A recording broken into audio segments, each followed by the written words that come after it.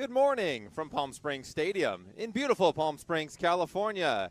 And welcome to the 2026 California Winter League quarterfinals on Bally Sports Live.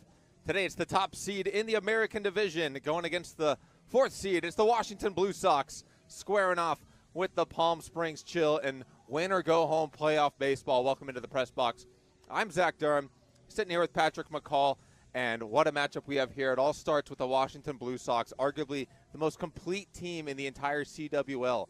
Best batting average, best ERA, most runs scored. I mean, this is a team that can beat you in a lot of different ways, Patrick. And they've got a guy on the mound in Ben DeRosier who has led them all season long. 3-0 record with a 1.94 ERA. He struck out 30 hitters in just 18 innings of work. So the Chill lineup has plenty of work cut out for them. Yeah, exactly. He shoots that one to right center. That one's going to get down in the gap. One run will score. It's Gross. De La Cruz is being waved around at third. The throw to the plate is not in time. A 2-run double for A.J. Carosis. A 6-run inning here for the Blue Sox. And they lead by 5.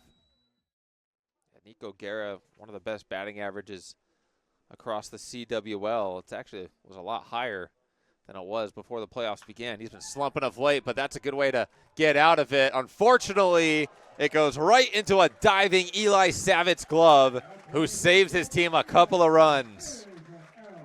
And El Paseo Jewelers Web Gem ends the fourth here at Palm Springs Stadium. The Lumberjacks still have work to do. They trail by 3 on Bally Sports Live.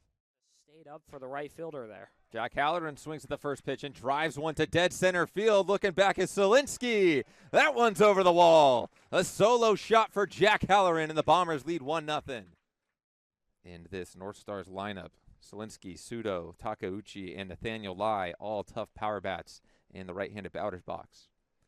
The 1-2, swing and a miss. Down goes Selinsky. Quick work for Cade Flaherty, who goes 1-2-3. We go to the bottom of the first here from Palm Springs. We'll be back for California Winter League Baseball on Bally Sports Live. Fires in strike one to Parker DePasquale, the second baseman for the Blue Sox today. In the leadoff spot, he's been in and out of the lineup, but he's got some production this season. 3 doubles, including a triple, 7 runs batted in, and he swiped 5 bags. He starts off with a 1-1 count against Justin Charles. This Chill pitching staff hasn't had the success that they wanted coming into the season, but they've certainly had the strikeout numbers to their advantage. As a big swing and a miss for DePasquale. A 10.86 Ks per 9 for this Chill's pitching staff is up there at the top of the league. Yeah, they really are able to work ahead of a lot of hitters, and the movement on that last pitch shows you why. Sort of elevates and draws a swing by DePasquale. 1-2, good hack from the Blue Sox second baseman to stay alive. Got to see some of the players last night at the Palm Springs Street Fair. Everyone is out and about for the final Thursday night of the 2026 California Winter League. Another 1-2. This one's pulled to short, takes a hop, and Lynn loses it as just completely was fooled by that sharp ground ball. And the Blue Sox have their first base runner. And by that point, Parker was definitely getting in there. And he takes a big lead over there at first, and Charles will check on him. That'll bring up Fran Gross, one of the best hitters in the Winter League. A .474 batting average with a .592 on base. 13 runs batted in with 11 runs scored. Very productive player from the left side of the plate in this Blue Sox lineup. I do feel like the only missed opportunity with Gross is that he didn't play for the North Stars because one of his relatives had played with the Expos and Dodgers back in the day. Pretty good family connection there. We talked about how much we love the North Stars logo as it's made its way to the CWL, but Gross donning a Blue Sox jersey today, which is also a fan favorite among some of the fans we've interacted with around the stadium. As the check-in on Parker DePasquale gets away from Thomas at first. He's trying to go first to third and will do so standing up. Never mind, he'll slide down just to get the pants dirty. Why not? Frank Gross just needs a fly ball to the outfield or a ground ball to get the job done. Infield is back for the Chill, however, as this one's flared to shallow left field, slicing into foul territory, but it will be Perez and just in fair play making the grab. And this good work by the outfield, good talk as well. When we see this triangle form, I feel like half the time, if not more, it falls down. However, Perez calling for the baseball. He has the best look at it, driving the legs inwards towards it, and that was the one who needed to make the catch for the out. Also had a clear path. Once he makes the catch, he's able to look home in case you need to throw out the runner trying to tag. So a big out for Justin Charles, who's going out of the windup now with the runner on third. He'll face Nico Guerra, the Blue Sox third baseman, who's been hot all season long. 471 batting average with a 533 on base and a 618 slug. A 4.56 slash line is pretty impressive, Pat. Yeah, I mean, it's been a great season for him, and a lot of these Blue Sox as well have been able to rally off each other. And another example, again, Di Pasquale getting to third sets up yourself, Nico Guerra, if you're trying to bring a runner around, help your RBI stats. Well, he doesn't get a chance for that RBI as the breaking ball hits him on the tailbone. He'll trot down for a first and third one-out situation for Joseph Esparza now. Yeah, so jinx that time, but Guerra gets hit on the probably right part of the body to at least advance to first. And we talked about extra bases. Those both, the E6 and then E1 to get to third, plus a hit by pitch, all those really, you'd say, unwarranted or, haven't really made the offense work to get those base runners.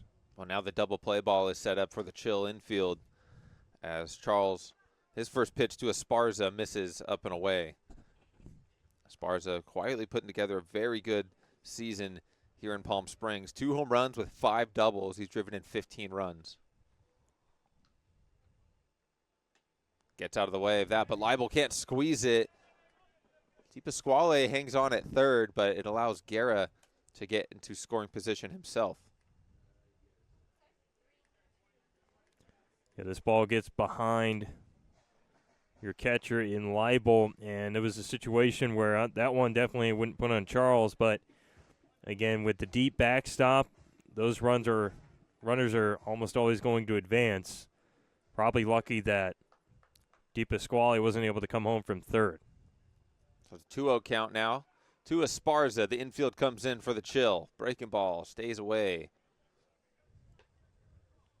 First time also, Zach, I think in this game and today, as we get into the playoffs, teams do want to win a little bit more, so maybe they'll be less aggressive in terms of doing stuff like swinging on 3-0, and you can see the Chill bringing in the defense. No 3-0 green light for Esparza. He watches ball 4. And worst case, you do hit one middle of the infield, potential double play. We've already seen one error, so maybe you can still squeeze him by.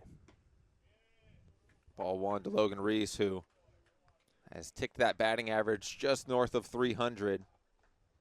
He's driven in 13 runs and scored 12 himself.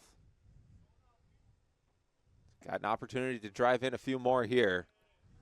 A good pitch from Charles misses downstairs. 2-0 to the Blue Sox right fielder.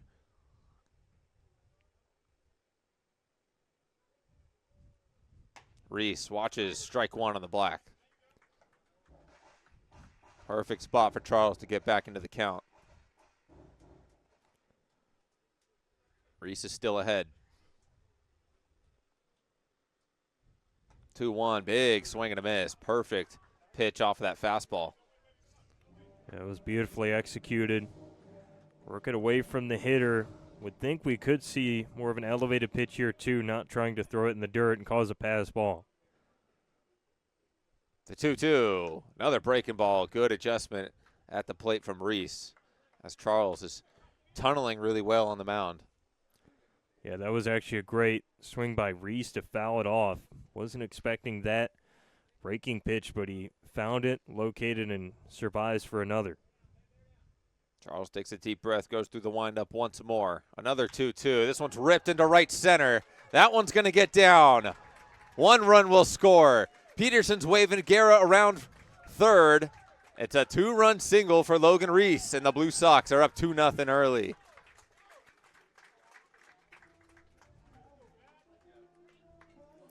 And you see this sort of elevated pitch catching some of the zone here, and was dug out a little bit by Reese, but he sends it into the gap, and that was plenty to score a couple of runs. And this is where the Blue Sox are so dominant this season.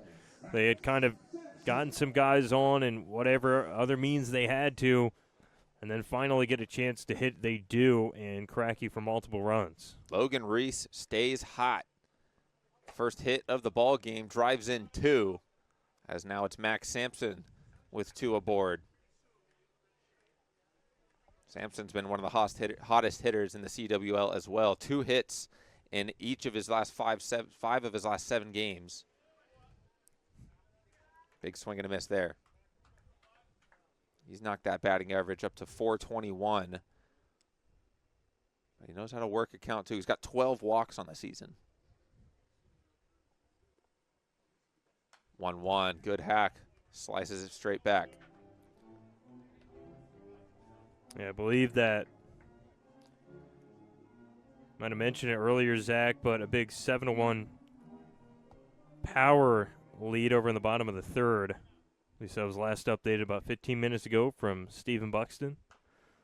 That one's rolled over down the first base side, but it trickles foul. The 1-2. Just beneath the zone, over the plate, but beneath the knees of the Blue Sox center fielder. 2-2 to Sampson. Runner at first goes, and it goes outside. So a free stolen base for Logan Reese. Yeah, you look at this, good jump, and able to get home or get to second, but that could be an additional run coming around on a base hit. That one's hit softly up to center. It's actually going to stay in the infield with Lynn at short. So the Chill get a big out here. There's 2 away.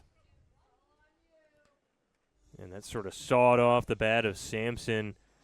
Very nice result for Charles because it's not deep enough to advance anybody. And again, with 2 outs, you badly need this out. And Charles got away with one there. That pitch was middle to a good hitter in Sampson. So he would love to get a pitch like that on his second trip to the plate. But for now, it's Ethan Crawford with 2 away. 2 more ducks in the pond with Esparza at third and Reese at second.